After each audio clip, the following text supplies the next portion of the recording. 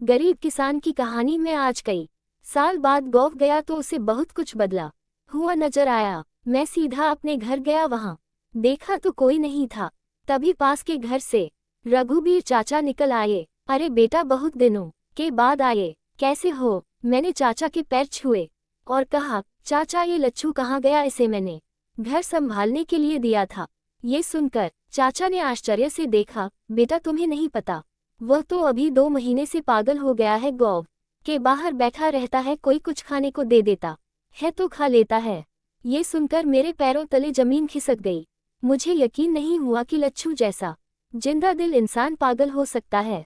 मैंने उत्सुकता भरी नजरों से चाचा को देखा तो उन्होंने कहा, बेटा पहले घर चलो, कुछ खा पीकर आराम कर लो, फिर बात करेंगे। मना करने पर भी वे जबरदस्ती अपने घर ले गए। वहां चाय नाश्ता करने के बाद सबसे पहले मैंने लच्छू के बारे में पूछा। तब चाचा बोले, बेटा उसकी जिंदादिली ही उसकी दुश्मन बन गई। मेरे सब्र का बांध अब टूट रहा था। मैंने कहा, चाचा हम तो उसे बचपन से ऐसे ही देखते आ रहे हैं, हर हाल में खुश भला, उसे किसी की परवाह नहीं थी। ऐसे मस्तमौला आदमी को काहे की चिंता? ये बोलते बोलते मैं ख्यालों में खो सा गया। मेरी मुलाकात लच्छू से तब हुई थी। मैं 10 साल का था और मेरे पिताजी ने उसे काम पर रखा था। वह भाग भाग कर घर के सारे काम करता, पानी भरता, पूरे घर का झाड़ू पोंछा करता। उसके बाद खाना लेकर खेत पर चला जाता था। सारे दिन खेत पर काम करता।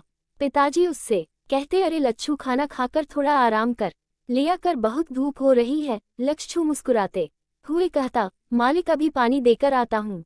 इन गेहूं की बालियों को धूप लग गई तो भूखे सोना पड़ेगा। ऐसी ही हंसी ठिठोली करता था लच्छू। मैंने कभी उसे छुट्टी लेते या थक कर आराम करते नहीं देखा। भरी दोपहरी में मुझे साइकिल से स्कूल लेने पहुंच जाता। वहां मुझे 2 टॉफी देकर इंग्लिश के 2-4 वाक्य सीखने की कोशिश करता। साइकिल पर बैठाकर उड़ता हुआ सा घर पहुंचा देता। उसके बाद ही खाना खाता था। जब मैं स्कूल की पढ़ाई खत्म कर शहर पढ़ने जा रहा था तो सबके साथ लच्छू भी मुझे स्टेशन तक छोड़ने आया था। वहां पहली बार मैंने उसे रोते देखा था। एक घर के बुर्जुग की तरह उसने मुझे अपना ख्याल रखने की नसीहत दी और एक कोने में खड़े होकर रोने लगा। मैंने उसे चुप कराया और पिताजी का ध्यान रखने को कहा, क्योंकि मौ के जाने के बाद पिताजी किसी से ज्यादा बात नहीं करते थे, न ही अपनी परेशानी किसी को बताते थे। कुछ दिनों बाद मैंने शहर में शादी कर ली। पिताजी आए थे, लेकिन उनके साथ लच्छू को न देखकर थोड़ी निराशा हुई। पूछने पर पिताजी ने कहा, वह घर और खेत की जिम्मेदारी संभाल रहा है। शादी के 3 साल बाद पिताजी की बीमारी की खबर पाकर मैं दौड़ा दौड़ा गाँव पहुंचा। तब बाहर बैठा लच्छू मुझे बहुत कमजोर और लाचार सा नजर आया, जैसे वह कह रहा है कि सब कुछ खत्म होने वाला है। पिताजी लगता है मेरा ही इंतजार कर रहे थे। मुझसे मिलने के बाद ही उन्होंने प्राण त्याग दिए। मैंने बाहर आकर लच्छू से कहा, तूने मुझे बताया क्यों नहीं? मैं पिताजी को शहर ले जाता। लच्छू ने रोते हुए कहा, बाबूजी ने मना किया था। वे कहते थे मुझे अपने घर के बिस्तर पर मरना मंजूर है, पर शहर नहीं जाऊंगा। पिताजी की 13वीं के अगले दिन मैं लच्छू को घर और खेतों की जिम्मेदारी देकर वापस चला गया। तब से आज आया हूँ। इतने में रघुबीर चाचा ने मेरा ध्यान भंग किया। वो बोले, बेटा तुम्हारे पिताजी के जाने के बाद लच्छू बहुत अच्छे से तुम्हारी अमानत समझकर घर और खेत की देखभाल कर रहा था। अकेला रह गया था, फिर भी पूरे गांव में हंसी मजाक करता रहता था। गांव वालों ने अगले गांव से एक लड़की ढूंढ कर उसकी शादी करवा दी। लच्छू शादी के बाद भी बहुत खुश था। उसे बना बनाया खाना मिल जाता था, हंसते खेलते समय कट रहा था। लेकिन एक दिन रात को वह लड़की घर का सारा रुपया पैसा लेकर भाग गई। सुबह सबने ढूंढ, वह नहीं मिली। बाद में पता चला वह शहर चली गई भागकर। लच्छू उस दिन से टूट गया। वह उसे बहुत प्यार करता था। अपने प्यार से ज्यादा चिंता उसे तुम्हारे रुपये और जेवर की थी। उसे लगा कि कलंक लग गया। वह दिन रात गुमसुम सा बैठा रहता था। कुछ दिन बाद वह पागल हो गया। गांव वालों ने उसका गांव में आना बंद करवा दिया। अब वह गांव के बाहर बैठा रहता है। ये सब सुनकर मैं उससे मिलने को बेचैन हो गया, लेकिन रात हो गई थी।